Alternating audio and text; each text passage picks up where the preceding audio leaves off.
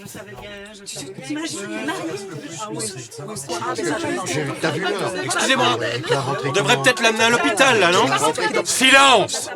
On recommence depuis le début.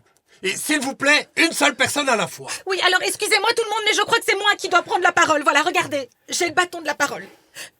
Voilà, monsieur l'agent, en fait, moi je suis témoin de la mariée. Il y a tout qu'à virer au drame aujourd'hui, c'est cata, je m'attendais pas à ça, cette soirée c'est le bordel, ma chérie, je suis vraiment désolée. Parce qu'en fait, au début tout était super. Même le gâteau des mariés, il était délicieux. Ça vraiment, ça mérite un applaudissement. Parce que le gâteau, il était très bon.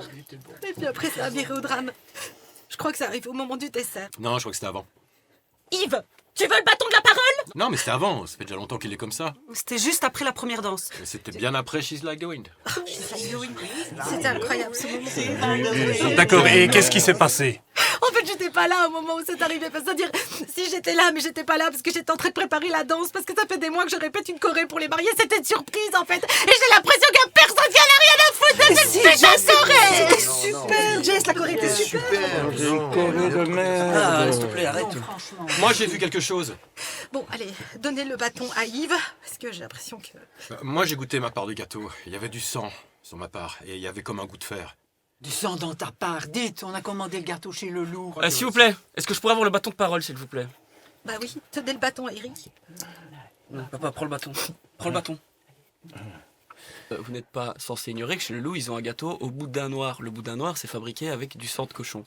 Donc, dans un souci peut-être de, je sais pas moi, de logistique, ils auraient fabriqué le gâteau du mariage de ma sœur et de mon beau-frère dans une des cuves qui a servi à fabriquer un gâteau avec du sang de cochon. Et c'est pour ça que machin chose se serait retrouvé avec du sang dans sa part. Et que, voilà, et qu'il se plaint.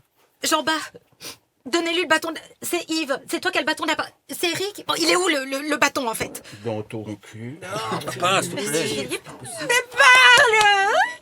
Il n'y a pas eu d'altercation en fait, si vous voulez. Enfin, il avait l'air super heureux. À un moment donné, il s'est mis sur la piste de danse, il s'est couché au sol. On s'est tous mis autour parce qu'on pensait qu'il allait faire la toupie, parce que Jean-Bas fait super bien la toupie. C'est vrai.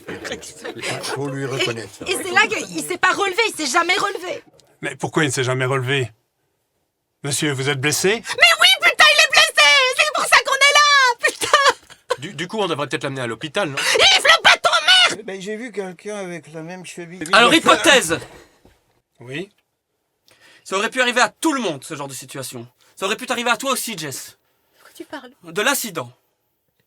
Hypothèse. Imaginez, le gâteau était délicieux. Donc c'est possible que quelqu'un se soit servi une quatrième part. Il était tellement délicieux, ce gâteau. Ta gueule, Yves! Personne t'a invité, merde!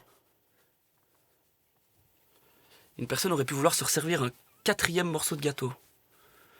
Pour ce faire, il aurait pris le couteau qui se trouvait entre le vieux comté et la bouteille de Prosecco. Jean-Bas, notre ami ici présent, notre numéro 10, comme je le disais tout à l'heure, serait venu chercher cette personne pour l'entraîner sur la piste de danse. L'alcool aidant et la chanson de Shakira, qui est quand même assez entraînante, auraient pu amener cette personne qui avait toujours le couteau en main à planter le couteau dans l'aine de Jean-Bas. C'est une hypothèse, hein. Jean-Bas m'a dit quelque chose!